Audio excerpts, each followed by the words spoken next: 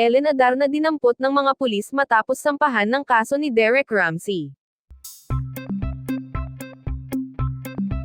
Nagulantang ang publiko matapos kumalat ang balita na dinampot ng mga awtoridad si Ellen Adar na matapos itong sampahan ng kaso ng aktor na si Derek Ramsey.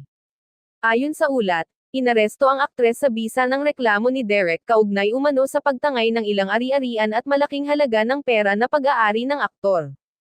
Naganap ang pag-aresto sa mismong tahanan ni Ellen kung saan agad na rumspond ang mga awtoridad matapos lumabas ang warrant laban sa kanya. Hindi naman nanlaban ang aktres at maayos itong sumama sa mga pulis para sa masusing investigasyon. Agad ding kumalat online ang mga larawan at video ng insidente na siyang ikinagulat ng mga netizens. Samantala, nananatiling tikom ang bibig ng kampo ni Ellen ukol sa isyu, ngunit inaasahan na magsasalita ito sa tamang oras upang maipaliwanag ang kanyang panig. Ayon sa ilang malalapit na kaibigan ng aktres, hindi umano ganoon kasimple ang sitwasyon at may mga bagay na hindi pa nakalalabas sa publiko. Si Derek naman ay nanindigan na wala siyang personal na intensyon na suruan ang dating karelasyon, kundi nais lamang niyang ipaglaban ang kanyang karapatan. Aniya, hindi ko gugustuhing humantong sa ganito, pero kailangan kong manindigan para sa sarili ko at sa katotohanan. Maraming taga-suporta ang naghayag ng kanilang saloobin online. May mga kumakampi kay Derek at naniniwalang tama ang kanyang hakbang, ngunit marami ring umaapela ng patas na pagdinig para kay Ellen.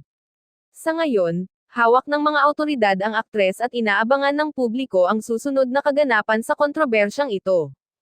Ayon sa mga abogado ni Derek Ramsey, handa na silang isumite ang lahat ng ebidensya na magpapatibay sa kanilang reklamo laban kay Ellen. Kabilang dito ang mga dokumento at mga testimonya mula sa mga taong umano'y nakasaksi sa pagkuha ng mga ari-arian. Giit nila, hindi nila hahayaang lumipas ang kaso ng walang malinaw na hustisya. Samantala, umalma naman ang ilang taga-suporta ni Ellen at nagsabing posibleng may mas malalim pang dahilan sa likod ng sigalot. Naniniwala ang ilan na dapat ding pakinggan ang panig ng aktres dahil maaaring siya rin ay biktima ng maling akusasyon. Dahil dito, mas lalong naging mainit ang usapin at hinati nito ang opinyon ng publiko. Sa ngayon, nakatakdang sumailalim sa masusing investigasyon ang kaso. Nakaabang ang media at mga netizens sa susunod na hakbang ni Ellen at ng kanyang kampo, lalo na kung maglalabas na siya ng opisyal na pahayag.